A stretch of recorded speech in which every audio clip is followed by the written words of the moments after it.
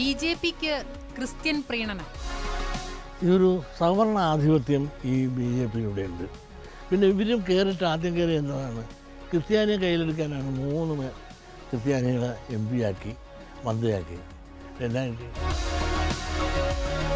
വള്ളം മുങ്ങാൻ നേരത്ത് കളവിയെ പിടിച്ചില്ലേ വെള്ളത്തിനകത്ത് ഇടതുപക്ഷത്തിന് തോൽവി വന്നപ്പോൾ ആരെങ്കിലും പേര് പറയണ്ടേ?